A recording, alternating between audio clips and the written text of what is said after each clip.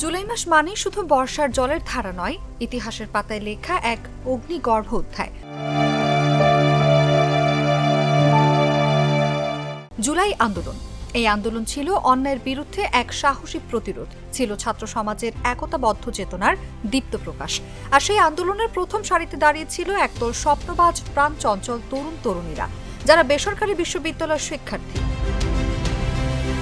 এসব শিক্ষার্থীদের কোনো সংগঠন ছিল না কোনো ব্যানার, শুধু ছিল একটাই পরিচয়, বাংলার সন্তান। সেই পরিচয় তারা রাস্তায় নেমেছিল, বুক পেতে দিয়েছিল জল কামানের জলে, রোদে, পুলিশের লাঠিতে।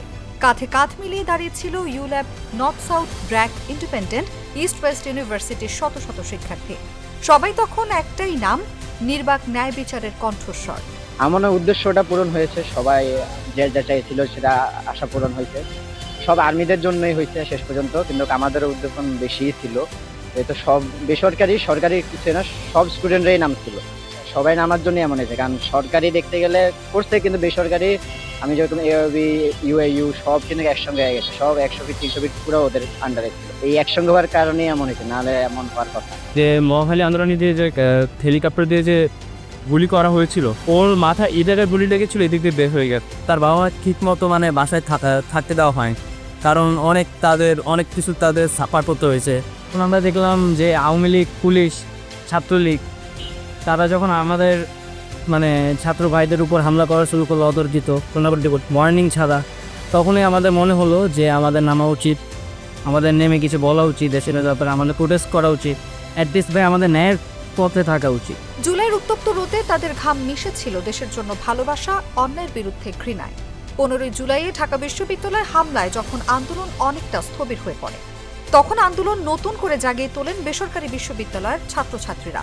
উত্তরা, মিরপুর, বসুন্ধরা, ধানমন্ডি, মোহাম্মদপুর সহ বিভিন্ন এলাকায় রক্ত ও প্রাণ ঝরে তাদের অনেকের। পাবলিক ইউনিভার্সিটি বন্ধ হয়ে যাওয়ার পর প্রাইভেটের স্টুডেন্টরা সবথেকে বেশি জুলাই বিপ্লবে অবদান রাখতে, তারা বেশি শহীদ হয়েছে পাবলিকের তুলনায়। কিন্তু বিপ্লবের পর 5 আগস্ট পর দেখা গেল যে প্রাইভেটের স্টুডেন্টদেরকে একদমই দূরে চাপিয়ে রাখা হয়েছে।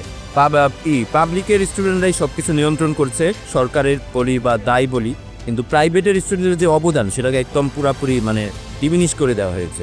তো তারা যে এলাকার যে কমিশনার বা অন্যান্য নেতা থাকে তাদের পোস্ট খবর দিয়েছিল, দেওয়ার পর আসছিল তারা এখানে এসে ছাত্রদের উপরে হামলা চালাইছিল। তো সেই ক্ষেত্রে ভালোই আহত হয়েছিল কিছু স্টুডেন্ট, কিন্তু তখন গেটের ভিতরে ওইভাবে ঢুকতে দেয় নাই বা কি করে নাই, বন্ধ হয়ে গেছিলো। তো ওই জন্য তো পুলিশ চাইছে, তখন কোনো সাপোর্ট কিছু দেয় নাই, স্টুডেন্টরা পালাইছিল দিক দিয়ে খুশি।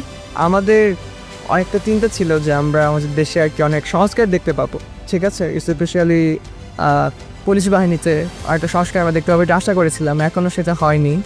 এখন এই যে নতুন যে সরকার, সেটা যারা গঠিত হলো তারা অনেক কিছু করে ট্রাই করছে, আমরা বুঝতে পারছি, বাট আসলে আমাদের সব আকাঙ্ক্ষা কিন্তু তারা এখনও সেভাবে পূরণ করতে পারেনি, সেটা আমরা সবাই জানি।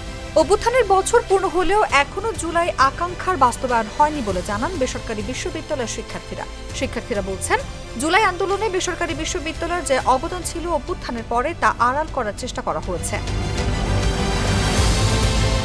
এই আন্দোলন শুধু একটি দাবি আদায়ের গল্প নয়, এটি একটি প্রজন্মের নৈতিক জেগে ওঠার দলিল।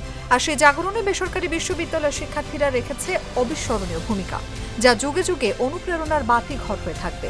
জুলাই আন্দোলন শুধু ইতিহাস নয়, গর্বের নাম। আর সেই গর্বে বেসরকারি বিশ্ববিদ্যালয়ের শিক্ষার্থীরা এক অমলিন সোনালী অধ্যায়।